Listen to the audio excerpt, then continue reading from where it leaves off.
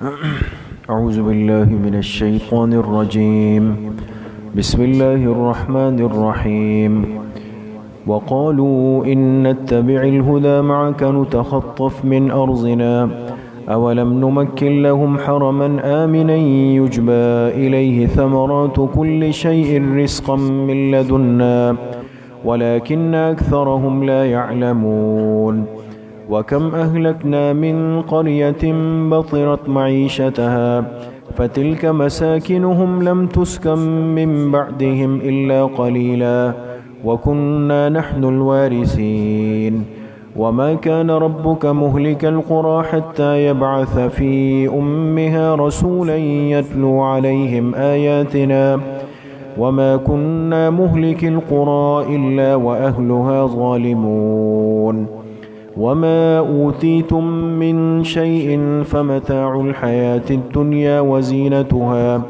وما عند الله خير وأبقى أفلا تعقلون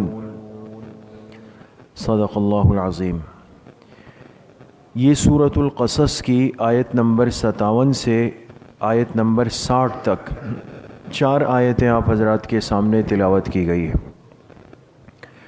گزشتہ کل کے درس میں یہ بات چل رہی تھی کہ اللہ پاک نے اپنے آخری پیغمبر جناب رسول اللہ صلی اللہ علیہ وسلم کو تسلی دی، اور تسلی اس بات پر دی کہ آپ ان کافروں کی، ان مشرکوں کی، ان نافرمانوں کی، ان کی باتوں کو اور ان کے اعتراضات کو، ان کے شبہات کو سن کر دل تنگ نہ کریں، پریشان نہ ہو، اس لیے کہ آپ کے ذمے جو کام ہے وہ آپ نے پورا کیا ہے۔ باقی ان کا ہدایت پر 100% آنا اور ایمان قبول کر لینا وہ آپ کے اختیار میں نہیں، آپ صرف ان کی صحیح رہنمائی کرنے کے مکلف اور پابند ہیں کہ حق راستہ کیا ہے، ہدایت کا راستہ کیا ہے۔ اور کل آپ حضرات کو یاد ہوگا میں نے ایک چھوٹی سی مثال دے کے آپ کو عرض کیا تھا کہ ہدایت کا ایک درجہ یہ ہوتا ہے اراءۃ الطریق، راستے کی رہنمائی کر دینا۔ آپ اسی مقام پر کھڑے ہیں اور کوئی آپ سے پوچھ لے کہ بھئی مزار قائد کہاں ہے، اور آپ یہاں سے ان کو ترتیب سمجھا دیں کہ دائیں بائیں ہو جائیں، اس طرح ہوتے ہوتے آپ پہنچ جائیں گے۔ اور دوسرا درجہ ہدایت کا ہوتا ہے ایصال الی المطلوب، کہ آپ اس ساتھی کو ہاتھ سے پکڑیں اور اپنے ساتھ لے جا کر اس گیٹ پہ کھڑا کر دیں۔ اب حضور علیہ السلام کو ہادی فرمایا گیا، ہدایت دینے والا فرمایا گیا، تو اس سے مراد ہدایت کا کون سا درجہ ہے؟ پہلا درجہ ہے کہ آپ انسانیت کی رہنمائی فرمائیں گے، ان کو ہدایت کا، حق کا، اللہ پاک تک پہنچنے کا صحیح راستہ بتائیں گے۔ باقی پھر یہ انسان اللہ تک پہنچ جائے نہ پہنچے وہ حضور علیہ السلام کے اختیار میں نہیں، اور نہ اس کی وجہ سے اللہ پاک کی کوئی ناراضگی آئے گی، نہ اللہ پاک کی کوئی پکڑ آئے گی، انسان اس کا مکلف نہیں ہے دوستو۔ اس لیے ہمارے ذمے جو دعوت کا کام ہے وہ ہے رہنمائی کا، کہ ہم امت کو، لوگوں کو اللہ کے صحیح راستے کی رہنمائی کر لیں کہ یہ راستہ ہے جس کو آپ بھول گئے، باقی وہ اس کو قبول کر لیں، اس پہ 100% آ جائے، ہم اس کے مکلف نہیں، نہ ہمارے یہ بس میں ہے۔ تو آپ علیہ السلام کو تسلی دی گئی۔ جو آج کی 4 آیتیں ہیں اس میں بھی اللہ پاک نے ان کے 4 اعتراضات کو، شبہات کو ذکر کیا کہ ہم ہدایت کو کیوں، اس بات کو، اس وحی کو، اس پیغام کو قبول نہیں کر رہے۔ تو 4 اور باتیں اور وجوہات بھی انہوں نے پیش کی، اور چاروں کا تذکرہ اللہ پاک نے 4 آیات میں فرمایا اور ان کا جواب بھی دیا۔ ان آیات کا ترجمہ ہے وقالو، اور یہ مشرکین منکرین کہتے تھے ان نتبع الہدی معک، اگر ہم آپ پر آئی ہوئی ہدایت کی اتباع کر لیں، ایمان لے آئے، تو نقصان یہ ہے کہ نتخطف من ارضنا، ہم سے ہماری یہ زمین چلی جائے گی۔ اولم نمکن لہم حرما آمنا، اللہ پاک نے جواب دیا کیا ہم نے ان کو ٹھکانہ نہیں دیا ایسے حرم میں جو امن کی جگہ ہے؟ اور پھر یجبا الیہ ثمرات کل شیء، جس مقام کی طرف ہر جگہ کے پھل کھنچتے ہوئے آتے، رزقا من لدنا، اور یہ ہماری طرف سے ان کے رزق کا ایک انتظام ہے، ولیکن اکثرہم لا یعلمون، لیکن ان میں سے زیادہ تر لوگ سمجھنا نہیں چاہتے۔ وَكَمْ أَهْلَكْنَا مِنْ قَرْيَةٍ بَطِرَتْ مَعِيشَتَهَا، اور ہم نے کتنی ہی بستیوں کو، علاقوں کو ہلاک کیا جو اپنے اسباب پر اکڑ گئے تھے، دنیاوی اسباب پہ اکڑتے تھے۔ فَتِلْكَ مَسَاكِنُهُمْ، اللہ نے فرمایا یہ ان کے گھر ہیں، علاقے ہیں، لَمْ تُسْكَمْ مِنْ بَعْدِهِمْ إِلَّا قَلِيلًا، کہ ان کے ہلاک ہونے کے بعد پھر وہاں پر بہت معمولی رہائش اختیار کی گئی، کوئی نہیں رہا ان گھروں میں، ان علاقوں میں۔ وَكُنَّا نَحْنُ الْوَارِثِينَ، اور ہم ہی ان زمینوں کے وارث۔ وَمَا كَانَ رَبُّكَ مُهْلِكَ الْقُرَىٰ، اور تمہارا رب کسی علاقے کو ہلاک اس وقت تک نہیں کرتا، حَتَّى يَبْعَثَ فِي أُمِّهَا رَسُولًا، جب تک کہ وہاں کے صدر مقام، مرکزی جگہ پر کسی پیغمبر کو نہ بھیج دے، یتلو علیہم آیاتنا، اور وہ پیغمبر جا کر ان کو ہماری آیتیں نہ سنا دے۔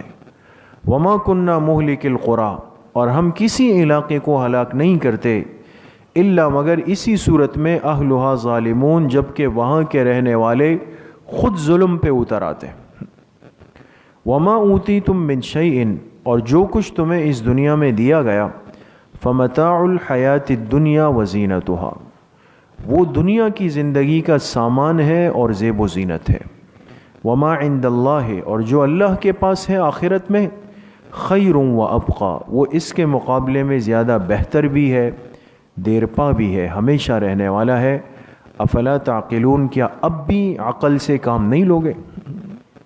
یہ 4 آیات ہیں، اور ان چاروں آیتوں میں میرے عزیز و دوستو بزرگوں آپ اگر غور کریں، اللہ پاک نے مشرکین مکہ کی جو اولین مخاطب تھے، پہلے مخاطب تھے اس پیغام کے اور قرآن کے اور حضور علیہ الصلاۃ والسلام کی دعوت کے، ان کے 4 شبہات کو ایک ایک کر کے ذکر فرمایا۔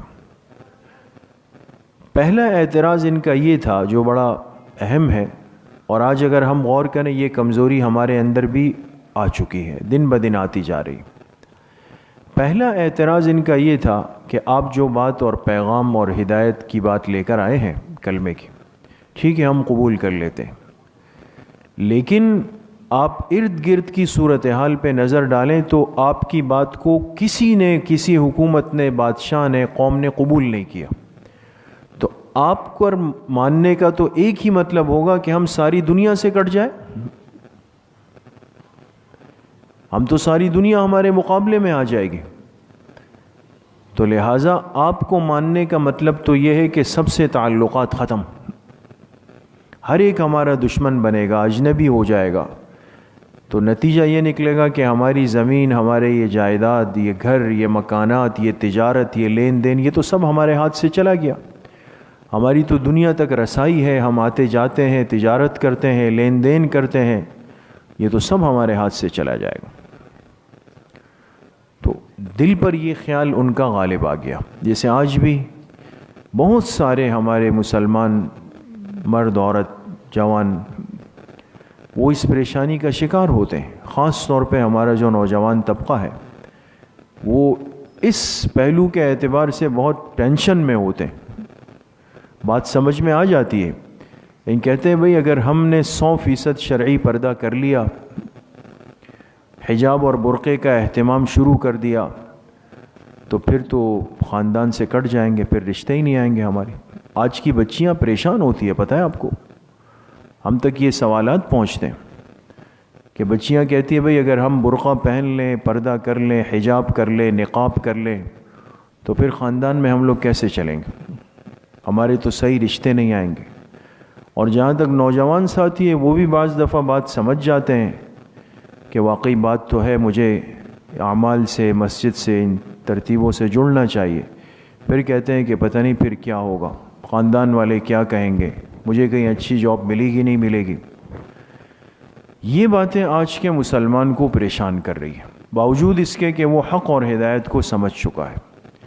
اس لیے میرے عزیزوں، دوستوں، بزرگوں، اللہ پاک کے جواب پہ آپ غور کریں۔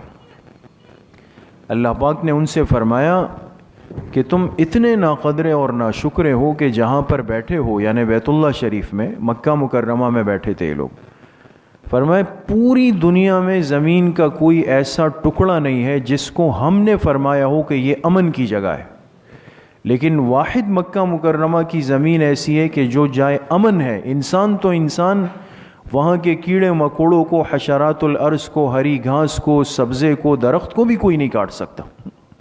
جس زمین کی برکت سے تمہیں امن ملا اور پوری دنیا میں تمہیں ایک عزت ملی، جہاں جاتے ہو لوگ کہتے ہیں بیت اللہ کے لوگ آئے ہیں، متولی آئے ہیں۔ ہر جگہ پر پریشانی اور حالات خراب تھے، لیکن اس جاہلیت کے اور ظلم کے دور میں بھی جب مکہ کے لوگ جاتے تھے تجارت کے لیے، یہ تمام تاریخ کی کتابوں میں لکھا ہے، لوگ ان کی عزت کرتے تھے۔ تو یہ عزت ان کی کوئی ذاتی تو نہیں تھی، اس مقام کی بنیاد پر تھی۔ تو اللہ پاک نے فرمایا ہم نے تو تمہیں ایسی جگہ دی جس سے تمہاری عزت جڑ گئی ہے، امن مل گیا ہے تمہیں، اور تم کہہ رہے ہو ہم دنیا سے کٹ جائیں گے۔ یہ کتنی بڑی ناقدری ہے۔ تو دین عزت ہے دوستو، ایمان نعمت ہے، اس کی برکت سے انسان کٹتا نہیں ہے، عزتوں سے جڑ جاتا ہے۔ یہ یاد رکھیں، یہ دائمی عزت ہے۔ باقی جتنے ہم اختیار کرتے ہیں وہ وقتی ہے۔ آپ وقتی طور پر کسی کے لیے قابل قبول ہو جائیں گے، وقتی طور پر کسی کے لیے پسندیدہ ہو جائیں گے، لیکن ایک وقت آئے گا ختم، خلاص ریٹائر ہو جائیں گے آپ۔ یہ تو اسلام کا دامن ہے جس میں ریٹائرمنٹ نہیں ہے دوستو، جس میں انسان جتنا آگے جاتا ہے وہ اتنا قیمتی ہوتا چلا جاتا ہے، اللہ کا مقرب بنتا چلا جاتا ہے۔ اس لیے کبھی بھی یہ بات یاد رکھیں کہ اس سوچ اور یہ تصور ذہن سے ختم ہونا چاہیے کہ شاید دین پر آنے سے اور سنت زندگی کو اختیار کرنے سے اور دینی حلیہ بنانے سے شاید کوئی ہمیں قبول نہ کرے۔ ہمیں دنیا کے لیے قابل قبول ہونا ہے یا اللہ پاک کی ذات کے لیے؟ اللہ کے ہاں قابل قبول ہو جائے، جو عزتوں کا مرکز ہے اور دائمی عزتیں جہاں سے جڑی ہوئی۔ ایک بات۔ دوسری بات، انہوں نے اعتراض یہ کیا کہ آپ کہتے ہیں کہ یہ دین برحق ہے اور ہم آپ پر ایمان لے آئیں، آپ کا کلمہ پڑھ لیں، لیکن حقیقت میں تو ہمیں جو دیکھ رہے ہیں تو وہ تو صورتحال یہ کہ آپ پر ایمان لانے والے تنگ دست، غریب، فقیر، قلاش لوگ ہیں۔ ان کے پاس ایک دن کھانا ہے تو دوسرے دن نہیں ہے، خالی پیٹ گھوم رہے ہیں، فاقے کر رہے ہیں۔ یہ تو کوئی زندگی نہیں ہوئی۔ اگر ہم نے کلمہ پڑھ لیا تو مطلب یہ کہ اس زندگی میں ہمیں بھی آنا پڑے گا۔ دوسری طرف ہمارے تو الگ شان ہے، لباس ایسا ہے، کھانا ایسا ہے، مکانات ایسے ہیں، محلات ایسے ہیں۔ یہ تو آپ کے پاس جڑا ہوا طبقہ تو ہمیں کسی بھی اعتبار سے مضبوط نظر نہیں آ رہا۔ تو اللہ پاک نے اس کا جواب دیا کہ تم سے مال میں، اسباب میں، طاقت میں بڑھ کر لوگ گزرے ہیں، جا کے ذرا ان کے علاقوں کے کھنڈرات دیکھ لو کہ ان کے ساتھ کیا ہوا۔ اس لیے کہ قوم عاد کے، قوم سمود کے یہ جو سارے کھنڈرات تھے یہ اسی پٹی پر آتے تھے۔ یہ مکہ مکرمہ سے جب یہ شام جاتے تھے تو اس سارے علاقوں کے کھنڈرات کو دیکھتے تھے۔ تو اللہ پاک نے فرمایا کہ نافرمانی پر تو ہم بہت سارے علاقوں کو ہلاک کر چکے ہیں۔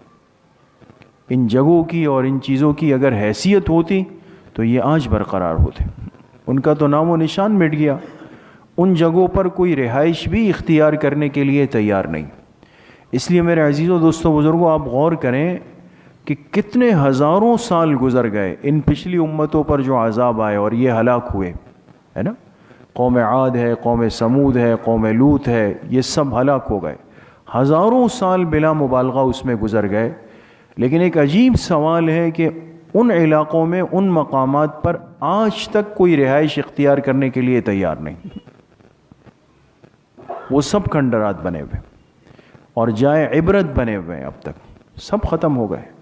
ہم نے کسرا کا محل دیکھا ابھی عراق کے اندر، کسرا کا وہ مقام جہاں حضور علیہ الصلوۃ والسلام کی ولادت پر 14 کنگرے گر گئے تھے اس کے، وہ کسرا کا محل، اس کی جو باؤنڈری ہے جو محلات کی دیواریں ہیں وہ آج بھی موجود ہیں.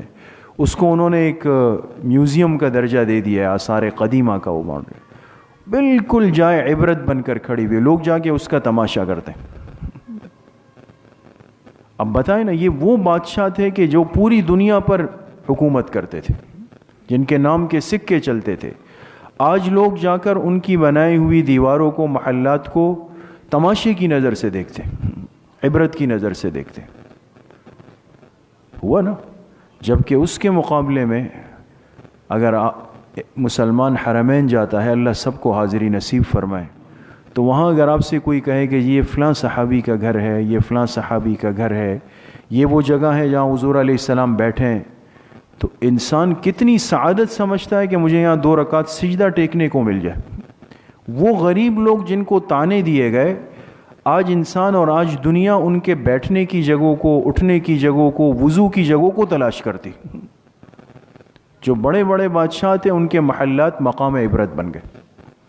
دنیا تو بنیاد نہیں ہے, تو عبرت کی جگہ. انسان جب اللہ سے جڑ جائے تو پھر فقیری اور مالداری یہ ایک طرف ہو جاتی. تیسرا اعتراض ان کا یہ تھا کہ اگر آپ کہتے ہیں کہ آپ سچے پیغمبر ہیں, دین برحق لے کر آئے ہیں, تو نہ ماننے کی صورت میں عذاب آئے گا. تو کتنے عرصے سے ہمارے باپ دادا مشرک تھے, ان کے بڑے مشرک تھے, ہم شرک کر رہے ہیں, کہاں ہے وہ عذاب؟ وہ عذاب تو نہیں آ رہا. اللہ پاک نے اس کا بھی جواب دیا کہ ہم عذاب اس وقت بھیجتے ہیں جب بات کو اچھی طریقے سے پورے انداز میں سمجھا دیں. کل کو قیامت کے دن کوئی یہ نہ کہے کہ اللہ ہم تو مان لیتے لیکن ہمیں کوئی سمجھانے والا نہیں آیا. حتی یبعث فی امہا رسولا, جب تک ہم اس کے مرکزی مقام پہ, اس لفظ پہ غور کریں, امہا. کس کو کہتے ہیں؟ عربی میں کہتے ہیں ماں کو, ماں کو. لیکن جب اس کی نسبت زمین کی طرف ہو تو اس سے مراد ہوتی ہے مرکزی علاقہ. جیسے کہا جائے بھائی پاکستان کا مرکزی شہر, آپ کہیں گے اسلام آباد ہے, دارالخلافہ یہ ہے. جب تک ہم اس کے مرکزی مقام پر کسی پیغمبر کو نہ بھیج دیں. سرزمین حجاز کا جو مرکزی علاقہ تھا وہ مکہ مکرمہ تھا. تو فرمایا ہمارا پیغمبر جب تک تمہارے پاس نہیں آیا بات سمجھانے کے لیے, ہم عذاب نہیں بھیجیں. اب آ چکے ہیں, لہٰذا ان کی بات کو سمجھ لو, ان کی بات کو قبول کر لو, تاکہ کل قیامت کے دن یہ اعتراض نہیں کرو کہ بھئی ہمیں کوئی سمجھانے والا نہیں آیا. تو حضور علیہ السلام کی بعثت اور آمد کے بعد اب قیامت تک کسی انسان کے پاس یہ شبہ نہیں کہ مجھے بات سمجھ نہیں آئی, اس لیے کہ دین اسلام نے ہر پہلو کو واضح کر کے کھول دیا. اب کوئی معترض نہیں ہے, اعتراض کرے گا تو دین کا علم رکھنے والے اس کے شبے کو, اس کے اعتراض کو ختم کریں گے, اس کا ازالہ کریں گے. لیکن ضد کا اور میں نہ مانوں کا تو کوئی علاج نہیں, تو کوئی قبول نہ کرے اس کو. چوتھا اعتراض ان کا یہ تھا کہ اگر ہم آپ پر ایمان لے آتے ہیں تو یہ ساری چیزیں جو ہمارے پاس ہے, جو ایک منصب ہے, ایک عہدہ ہے, مال ہے, اور چلتا ہوا ایک سلسلہ ہے, لوگ ہمیں کچھ کہتے ہیں, مانتے ہیں, تو یہ سب چیزیں تو پھر ہمارے ہاتھ سے چلی جائے گی. تو اللہ پاک نے فرمایا جو کچھ تمہارے پاس ہے یہ عارضی ہے, چند دن کا ہے. لیکن اگر تم پیغمبر پر ایمان لے آؤ گے اور میرے پاس پہنچ جاؤ گے تو آخرت کے جو انعامات ہیں وہ عارضی بھی نہیں, ناپائیدار نہیں, وہ دائمی ہے, اور ہمیشہ ہمیشہ کے انعامات تمہارے انتظار کے اندر رکھے ہوئے. چاروں باتوں کا خلاصہ اور حاصل اگر آپ غور کریں وہ کیا ہے کہ اللہ پاک نے دائمی عزت اور نجات کس میں رکھی ہے؟ ایمان کے اندر رکھی, دین اسلام کے اندر رکھی. اور آج الحمدللہ وہ نعمت ہمارے پاس ہے. اس نعمت کی حفاظت کی ضرورت ہے, اس کی قدردانی کی ضرورت ہے, اور اس کو اللہ پاک سے موت تک مانگنے کی ضرورت ہے کہ اللہ زندگی میں ایسا کوئی موقع نہ آئے کہ یہ نعمت ہماری زندگی سے چلی جائے. سمجھ گئے؟ اس لیے ہمارے بزرگوں نے, اللہ والوں نے دعا مانگی کہ اللہ ایمان والی زندگی, ایمان والی موت نصیب فرما. کہ پوری زندگی اس کلمے پر گزرے, جب موت آئے تو بھی اس کلمے پر موت آئے, انسان ایمان لے کر اللہ پاک تک جائے. اللہ کریم مجھے بھی آپ سب کو صحیح عمل کی توفیق نصیب فرمائے. الحمدللہ رب العالمین، الصلاۃ والسلام علی سید الانبیاء.